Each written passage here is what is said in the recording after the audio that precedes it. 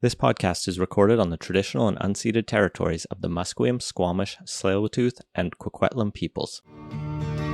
British Columbia, I've seen your mountains high, seen your pretty rainbows and your blue crystal skies, watched your winding rivers as they flow around the bend. To me you're not a stranger, you'll always be a friend.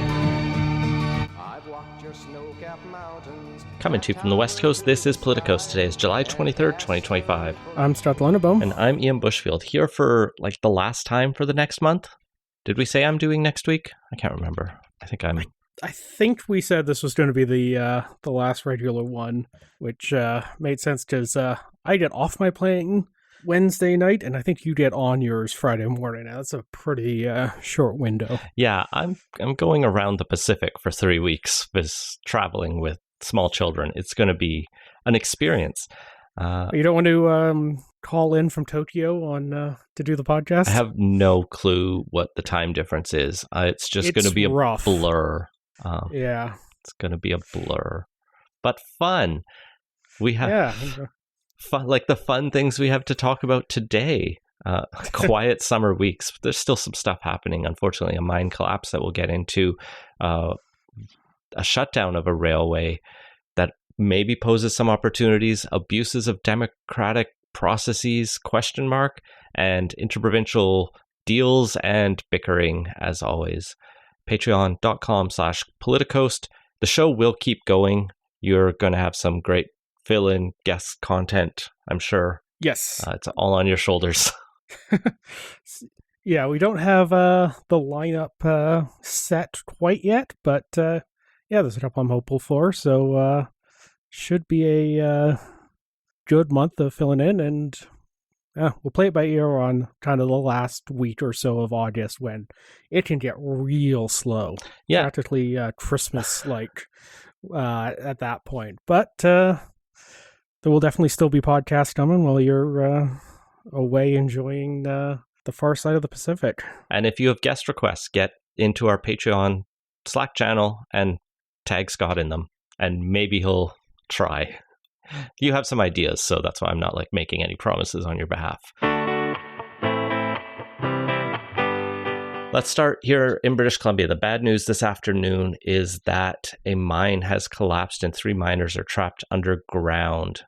This is at the Red Chris mine that is near Dease Lake in the Talton Nation territories, quite a bit west of Fort Nelson, BC. It's nice when news media is it's 420 kilometers west of this other place you've maybe heard of. That's a long way, having just driven 420 kilometers today from Kelowna. Yeah, Northern BC's big. By all accounts, the miners are safe in a refuge area. They have capsules, I guess. I don't know how to describe it. A giant refuge area, a bomb shelter. Only a mining shelter from the mine collapsing, made of steel. There are areas that are built into the mine where there are supplies that allow people to wait out for a rescue to be affected. I mean, from what we know as of recording on Wednesday night, no reason to believe they're anything but safe and awaiting rescue, but everyone will probably know more by the time this comes out, and hopefully they will be out by then. Yeah, this is a open pit copper and gold mine. It's been operating since 2015, and they've been looking at expanding it, which is where some of the controversy comes in. The political critics were quick to argue this is a demonstration of why Bill 15 and some of the other fast-track expansions can be dangerous, because it could put lives at risk if we shortcut further expansions before we've done the technical assessments necessary. Now it gets complicated in this situation. This mine in particular was named in February in a list of priority projects for the premier to kind of respond to Trump threats. This is one. And then we all remember Bill 15 came out several months later with no list. Some people see fast track and say, hey, this is fast tracking that logically.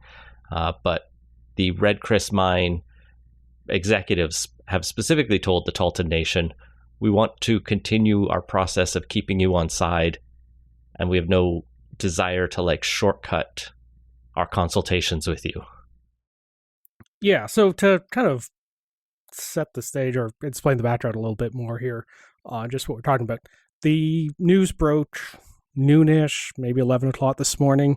This afternoon, the National Observer was out with a piece basically linking this to Bill 15 in, if not outright misinformation, at least a misleading way of talking about that, the intent to fast track, and then immediately pivoting to a Bill 15 discussion without noting, like you just did, that this would happen at the start of February and the bill wasn't introduced or the letter that suggested they were eager to move quickly to expand this in the face of the economic threats emerging from south of the border.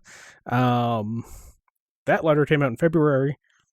Bill 15 got introduced on the 1st of May, and there's a lot of sloppy reporting, notably here, but CBC ran a similar piece that kind of does blur the two in a way that is not particularly helpful and would give readers a misinformed understanding of it. Yeah, obviously the first priority is getting these miners out, and it seems like all the processes are happening to do their best, but the challenge here is, that longer question of what happened, what went wrong. We thankfully haven't had a mining collapse in BC in a while. We've had plenty in this province's history, right? It's a mining province. But yeah, I think this will be a story to keep following. I think,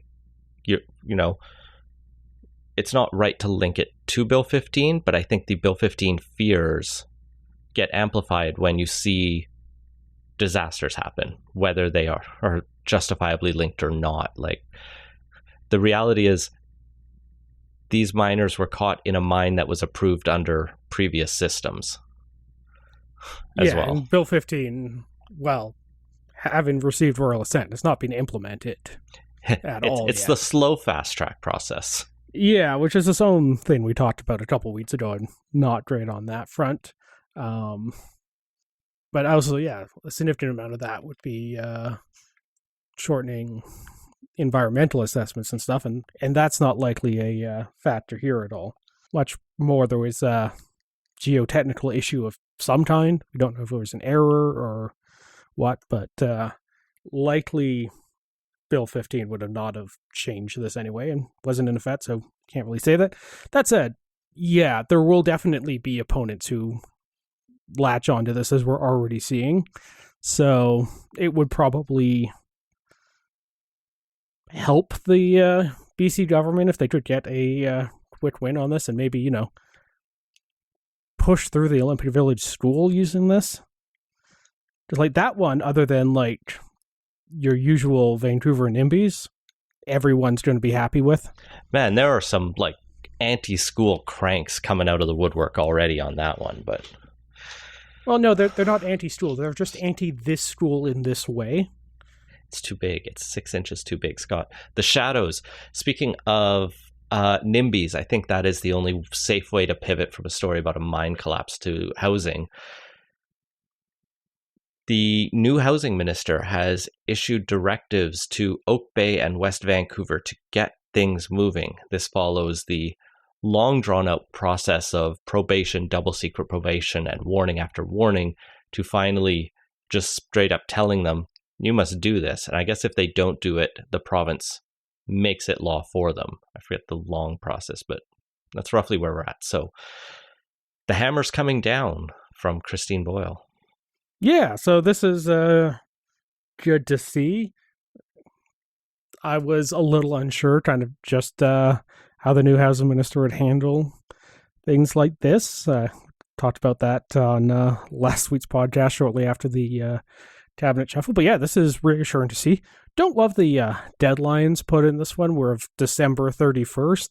They've had a lot of runway on this one, and maybe we don't need to give them another 6 months to drag their heels on this one and find out another way to raid the pot or look like they're complying while slipping in poison pills to make development unfeasible.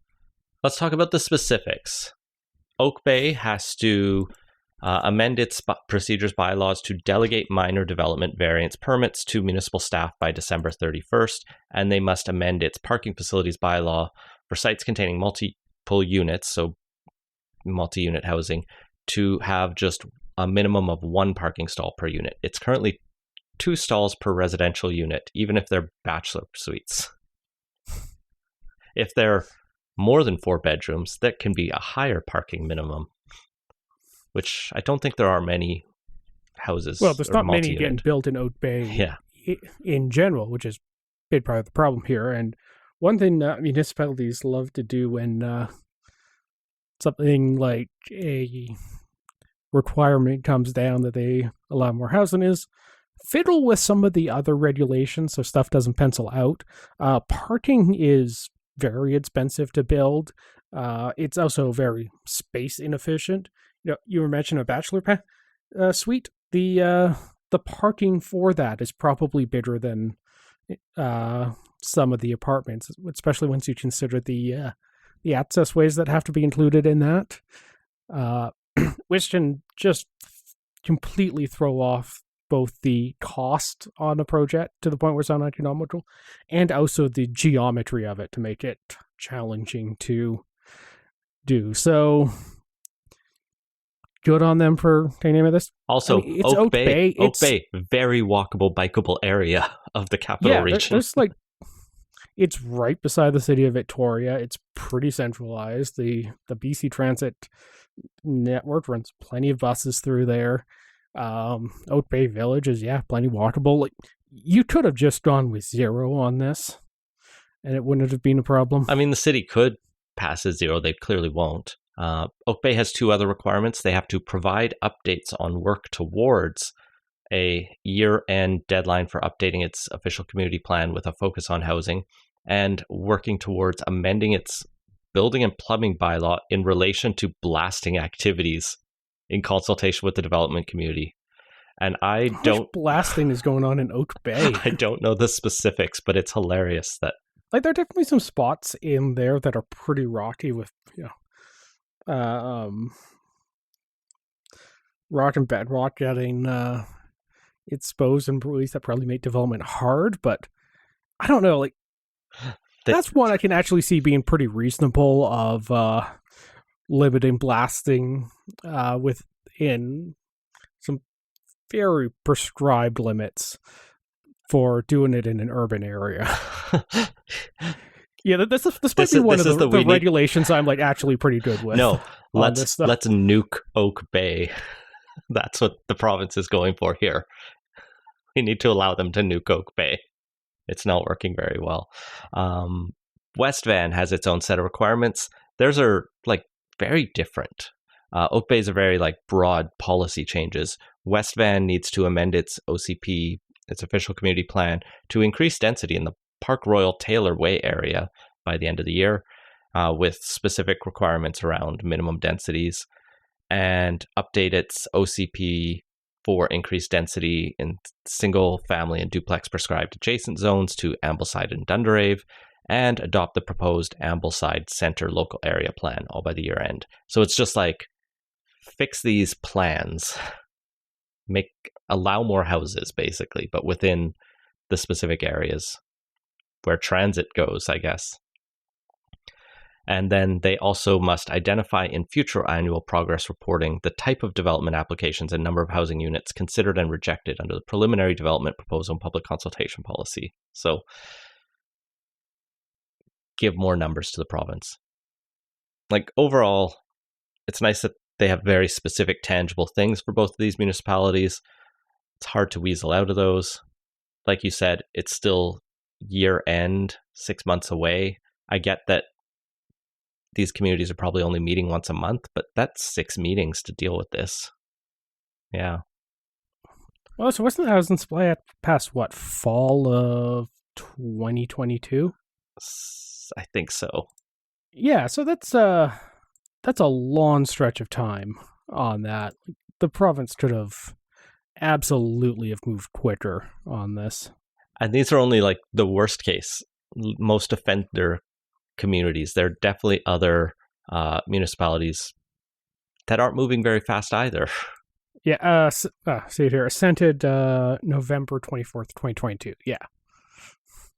So, good the process doing this, but like, how did it need 3 years to get to this point? I don't know. Let's jump to some follow-up stories.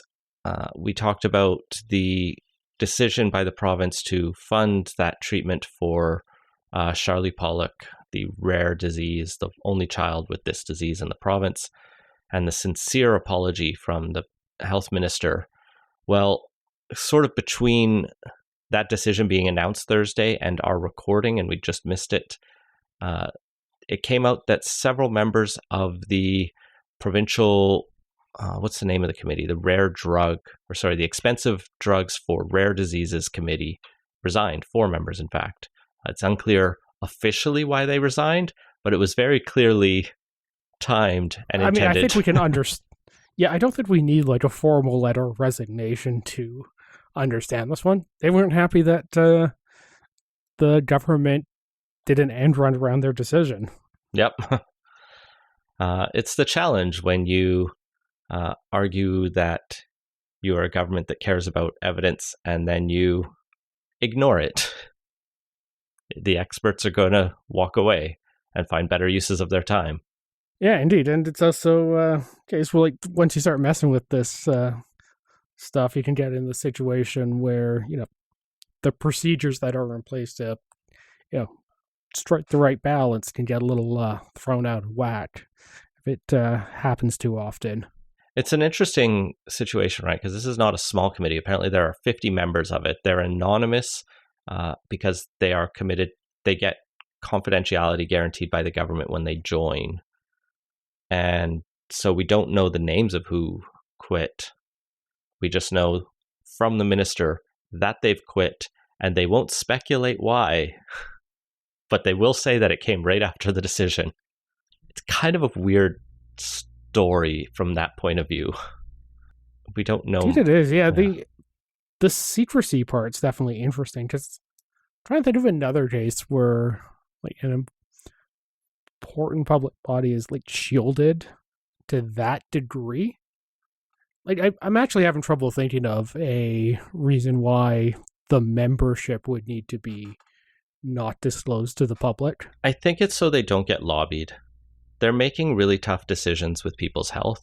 Like in this case, if those names were public, the campaign Pollock's family had launched and had been supported by a number of prominent politicians and others could have turned aggressive. Some people could have turned aggressive. I'm not saying Charlie Pollock's family at all would have done this, but it had spread to like the Conservative Party had picked it up, the Greens had picked it up, and like through those networks, there are a lot of people out there who could take it aggressive. Now, it's a large committee, so there's a little bit of strength in, dispersed authority over it, but it's... You can also say the same thing about like central banks, for example, where, the decision that, the Board of Governors make have huge impacts. The central bank doesn't explicitly say you live and you die, and this committee did like, do that in this case. People's prosperity, businesses, economic features, whether or not they can afford mortgage payments, all of those things are like related, and those are also like important decisions with like big ramifications, and we don't hide the identity of who's making those decisions.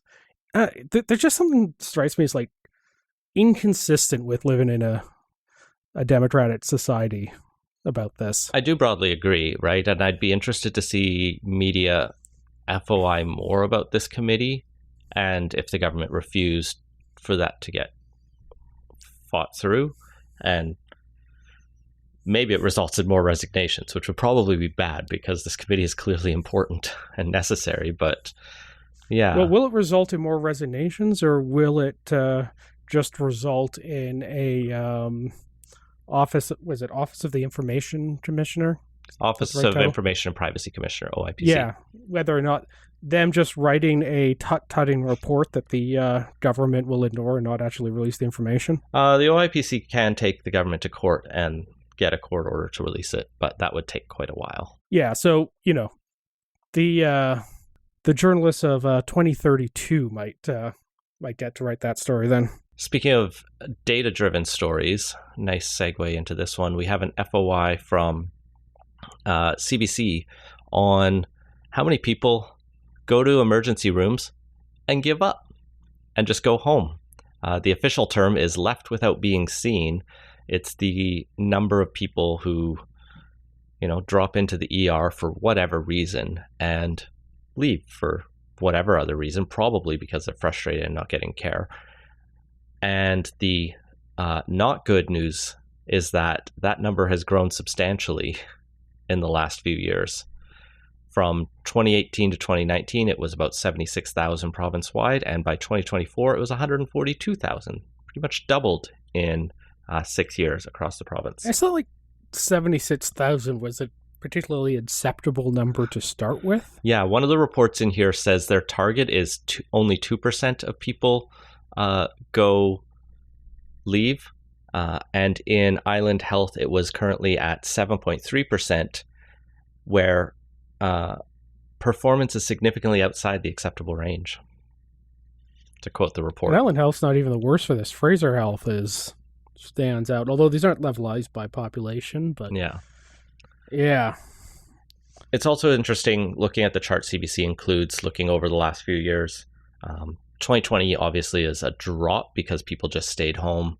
Didn't get sick as much for that. There was COVID for that point.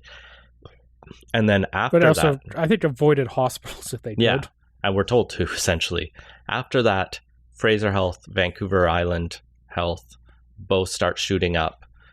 They all kind of rebound, but after 2022, it's just Island Health and Fraser Health that continue to increase. Coastal, Interior, Northern, and the PHSA that runs BC Women Children's and a few other facilities are Interior fairly Health's flat.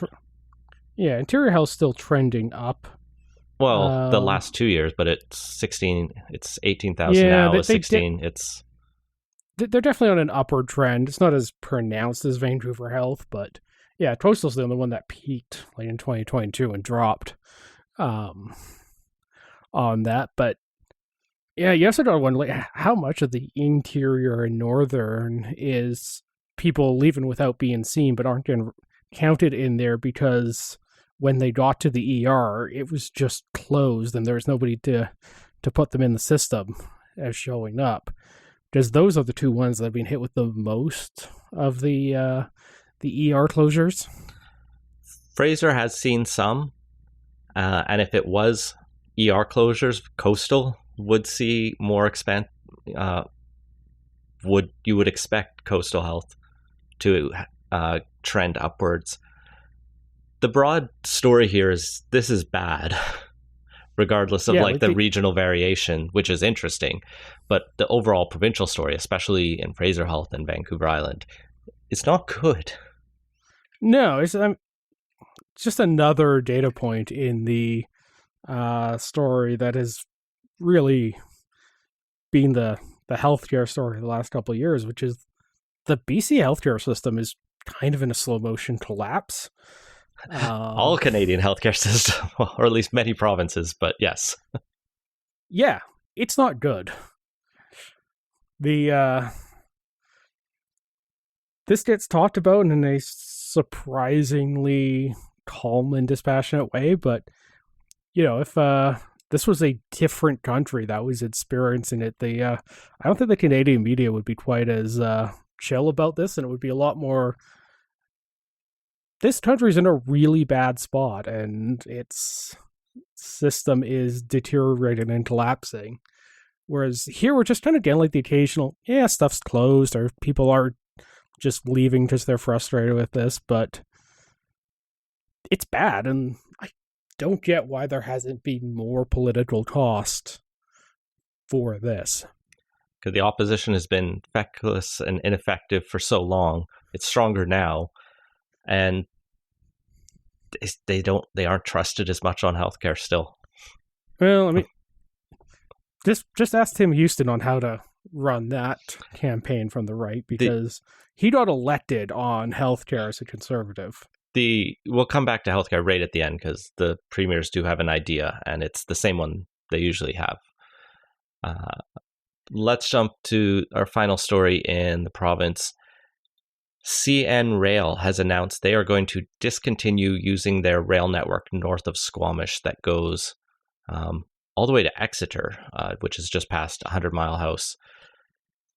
That's a lot of train track that is now kind of up for grabs, and it's TBD what happens to this track. The very obvious thing, the Squamish to Whistler, possibly even to Pemberton along the Sea to Sky, is attracting a lot of attention from people like West Vancouver Sunshine Coast Sea to Sky Country MP Patrick Weiler, who says, it'd be great to have a train there, like a passenger train, as do the Greens, who've talked about that, and a number of other politicians, and just random internet folks like myself are like, hey, trains are cool. Let's not let this, because if CN doesn't get a buyer for the track, it will just shut down. And that actually shuts down one of the Rocky Mountaineers routes, because they take their train up there, but they don't own the tracks.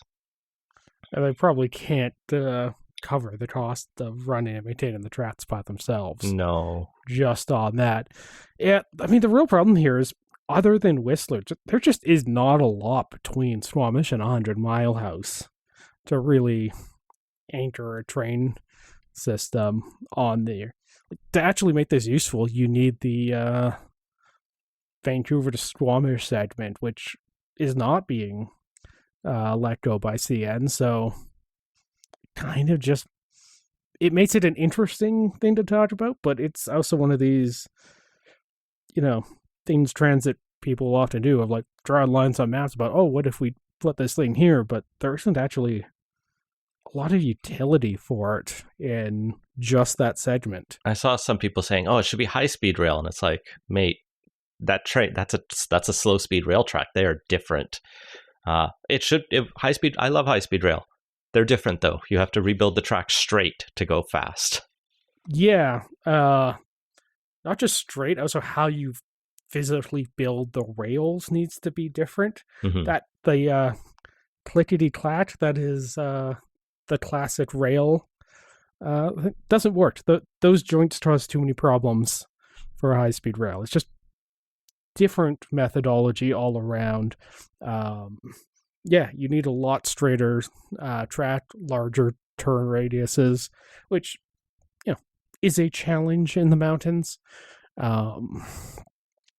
overcomable if you have the money and are willing to put behind it, but yeah, it involves, practically speaking, the solution would involve a lot of tunnels and viaducts. Blasting, which is not allowed in Oak Bay yet, but this doesn't go through Oak Bay, so we're okay. Yeah, I would love to see a Vancouver to Whistler rail, or even a Vancouver to Squamish rail line as one part of, a regional commuter rail system. Honestly, the BC government should be looking at that. Like, you should be able to get on a train in Abbotsford and get down to downtown Vancouver fairly quick, and you should be able to do the same thing from Squamish. This really is something that would help tie the region together in a lot of ways. And the upgrades to the Sea to Sky that happened before the Olympics are great. It makes it a lot more feasible to live in Squamish and work in Vancouver, but that highway is too busy now. Yeah, ideally you would put a different method of transportation in for the daily commuters, and a bus service isn't quite gonna be the same. The BC Green NDP pact they signed this year highlights this region as needing increased transit options. To lose this stretch of rail and have it literally get torn out would be a shame, and a huge lost opportunity. So the time is ticking. Like, what this all comes back to is, it's absolutely wild to me that rail is such a privately owned set of infrastructure. trains built this country, and it was largely done by private companies with a lot of government backing. But to lose that to private hands and have them just shut it down, like we publicly own the roads, but we don't publicly own the rails. It doesn't make any sense, Scott. They are a little different, and plus the public does own a bunch of the rails that go through Vancouver, and we also actually used a lot more until they sold BC Rail. It all comes back to Gordon Campbell sucking ass. Yeah, I don't know. This would be, I don't know, I think at least buying the Squamish Whistler segment would be good, but like only if you actually also intend to build a Vancouver Squamish segment, because otherwise you're just going to be wasting money at that point, and that's a challenge, but one that's, doable with the right resources behind it, and an expedited approval process. Yeah, hey, if we get an expedited approval process and consider this part of the nation building, if Doug Ford's dumb tunnel can get on the list, surely a lower mainland regional rail can make it. Jumping to national news, let's go back to Let's go back to the Battle River Crowfoot by-election. When we profiled it a couple weeks ago, we forgot to mention the longest ballot committee was trying again. I thought we did. I'm pretty sure we... Okay. We just didn't know if they were going to beat their record last time we recorded. They beat their record. They have 138 candidates as of on the ballot, they're including Poilievre and a couple of the others we talked about from the main parties as of Monday. It might be longer now. They have until the 28th of July to nominate candidates, or anyone does. And so it is going to be horribly unwieldy for anyone trying to vote there. Elections Canada is doing their darndest to make it not suck, but yeah, they're back. Annoyingly so. This has led Pierre Poilievre to be very mad. Yeah, it's a dumb protest. It makes no damn sense. Supposedly they're for proportional representation, but considering a lot of proportional representation systems feature long party lists and therefore long ballots, you would think the last thing anyone trying to convince people to adopt proportional representation would want to do is really forefront in people's minds how annoying, long, unwieldy ballots are. So it's bad just even if you agree with them. It's bad and dumb. And also just like we shouldn't be using election, the electoral system itself, as a way to do this. It's there to select the people who are going to represent the riding. It's not there to be a protest tool for any old person. Pierre Poilievre is just as mad. He has written a letter to the House Leader of the Liberals asking for a bill to change this, to stop this in the future. It's funny for him to do this right now because it does look very petty in a way. Like, he's not necessarily wrong, but to be like, it's unfair, it's unjust, it must stop, it's a scam. Well, it's making your life... They have also targeted his riding like twice in a row, which I get why that feels a little personal to him. Yeah. It's very funny. One of the things he said as well was these aren't real candidates, he's called them. They aren't campaigning, they aren't engaging with constituents, which was always also very funny to me, given that's kind of why people said they didn't vote for him in Carleton, was because he didn't campaign or engage with them as constituents. And they were fed up with that. I'm not actually clear how much door knocking Poilievre is doing himself in Battle River Crowfoot. Bonnie Critchley doesn't think he's doing much, and that's the independent who has like the most justifiable reason to be mad, because she is running as like a full independent who wants to knock on doors, and the rest are just paper independents that you can call fake or scams or just part of a stunt. But like, Bonnie's getting a ton of press for her campaign, like one of the best independent campaigns I've seen in a while. She's not going to win. but it'd be very funny if she did. But a lot of other independents being on the ballot makes her job harder.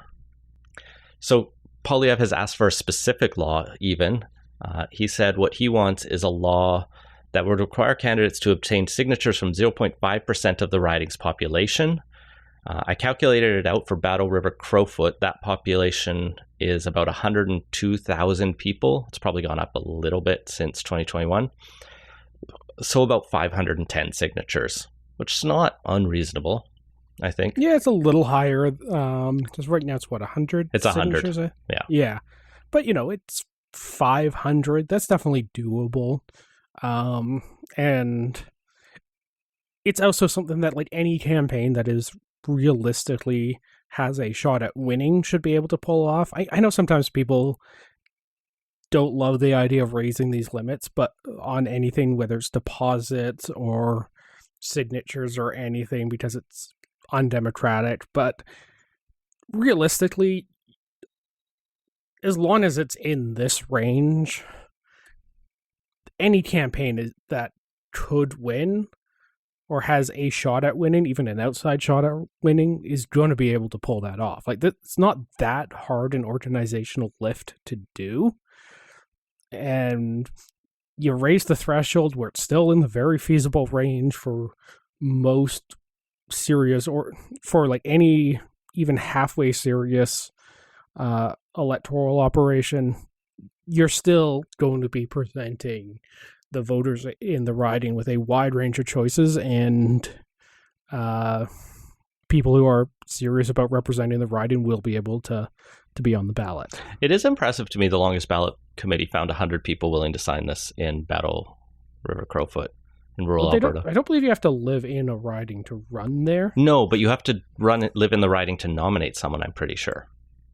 Yeah. So they had to find those signatures there. Well, part of it is they want independent signatures, so people cannot. Well, so that's the second. That's which is part of the thing. Is like, yeah, they found 100 people, but that 100 people probably signed 135 nomination papers. Yeah, and so that's why the Conservatives also want to see each signature be exclusive to one candidate, and that one I think is the least likely to make it because it's the hardest to operationalize because the parties aren't going to share their candidate list or their nomination papers with one another to like verify that. So then you're suddenly putting it on Elections Canada, and if someone signs two papers, do you disqualify that signature off both? I guess that'd be the fair way to do it. Yeah. Or so maybe whoever gets them in first, but like disqualifying both seems fair. So that one's a little bit harder to operationalize. So I could see that being tougher.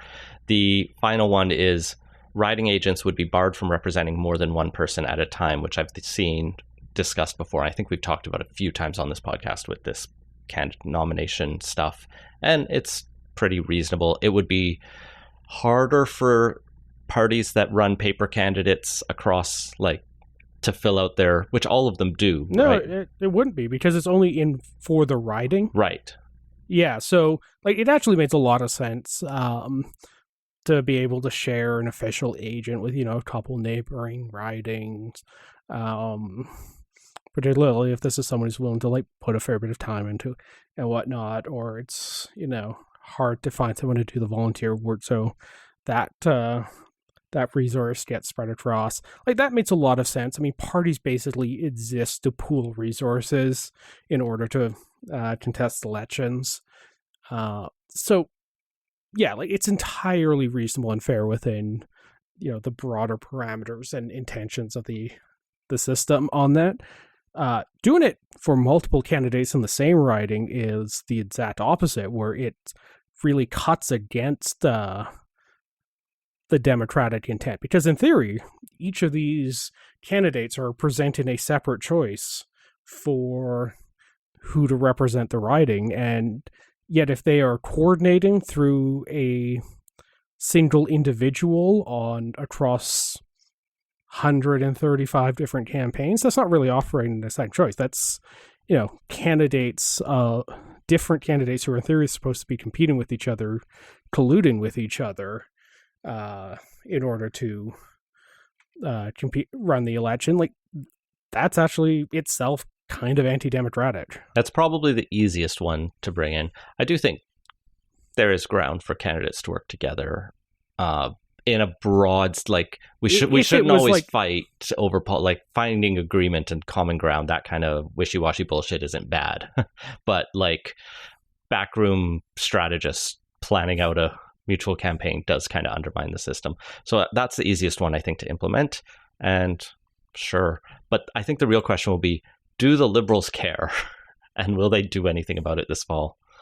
So we'll see. They seem kind of interested, but they haven't promised anything. Yeah. I mean, there's some talk before, fresh my memory, and who's the person who beat Polyev? Bruce Fanton? Yeah, Fanjoy. Yeah, there was some talk that the longest ballot initiative would disadvantage Fanjoy in that race. I'll leave it to the data nerds to try and quantify who got screwed more by this dumb protest in that particular one, but the Liberals also have reasons to find this annoying. I doubt it ranks anywhere near the top of their priority list, but the Canada Elections Act periodically gets updated, and it would not surprise me if the next time it gets updated to cover off a few different things, that resolving this also gets included in that. So it's a story that won't go away, and until they change the act, I'm sure this group will try again at the next election. Or they could just give their heads a shake and realize they're doing something dumb and counterproductive, and focus their efforts on something that is better. Well, speaking of yelling at dumb counterproductive things, Polyev is mad at the Crown prosecutors for trying to do their job and prosecute people who broke laws. Specifically, the Freedom Convoy leaders, Tamara Lick and Chris Barber, have been convicted of mischief for their roles in the 2022 Parliament Hill protests that shut it down for 3 weeks and led to the Emergencies Act getting invoked controversially in peacetime. Crown prosecutors are seeking a 7-year sentence for Litch and an 8-year sentence for Barber, and Pierre Poilievre and a number of other conservatives are calling this political targeting and just like an unequal application of the law, and political vengeance is the direct quote from Melissa Lantsman. It's an interesting decision for multiple conservatives to come out quite vehemently against Crown announcing their intentions here. Yeah. So like this is just at a high level, makes no sense politically to focus on, because even getting into the points they may have on this, like, you don't want to remind people of this. It's the sort of thing that shrinks the conservative tent rather than expands it, and any effort focused on this is ultimately counterproductive.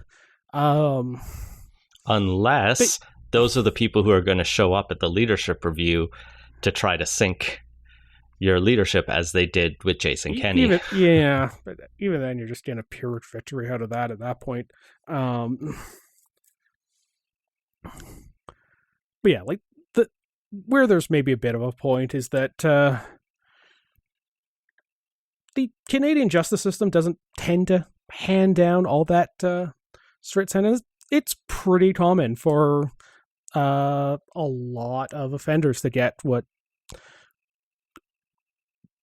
would be characterized as a slap on the wrist, although even that might be underselling how soft the justice system occasionally goes on people who commit crimes that really should be getting higher sentence. So there's a point of like disproportionality on here where they're not entirely out to lunch on.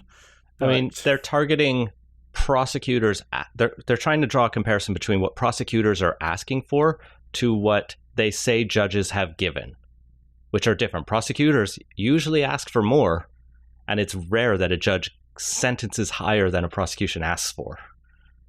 And so, yes, the prosecution's going to ask for something stiff because they violated, a law in a very public and prominent way. and don't seem mournful about it.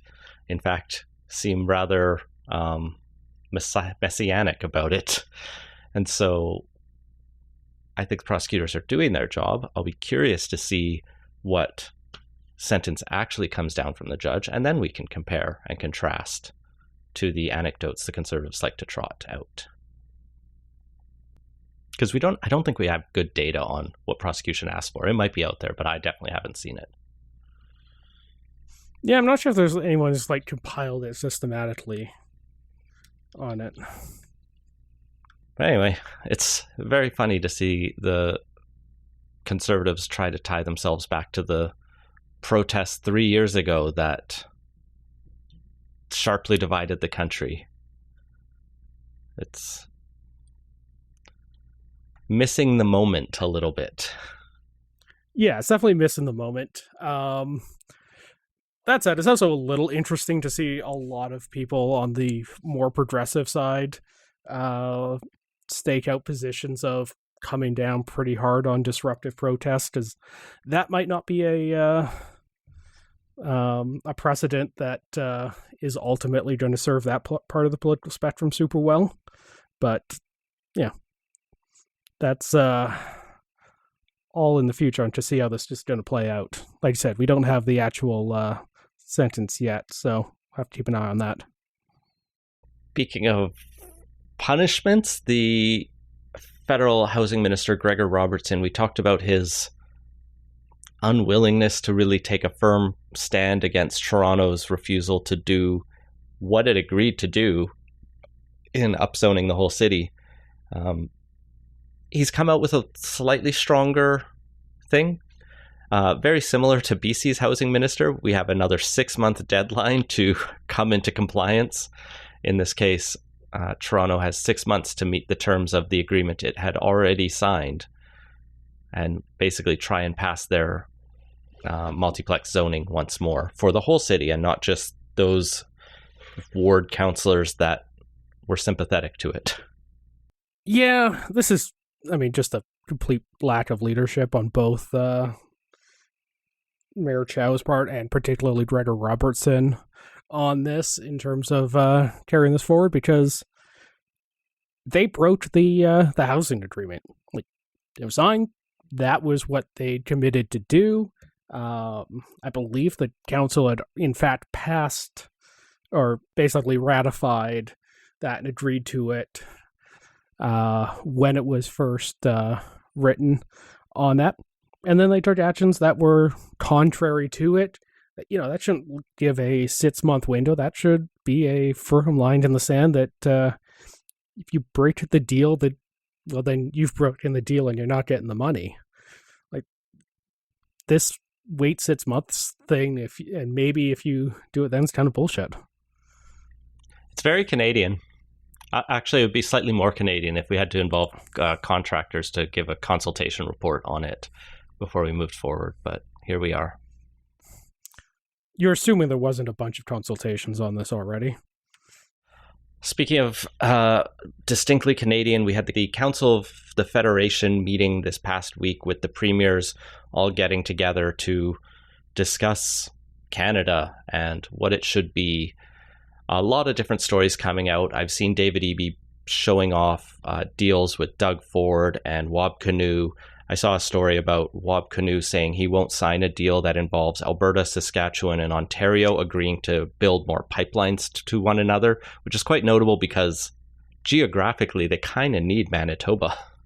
Yeah, but also, like, pipelines are a federal responsibility on this, so we have a federal government, so there's a single decision maker on this sort of thing. You don't have these like little fiefdoms each doing their own thing.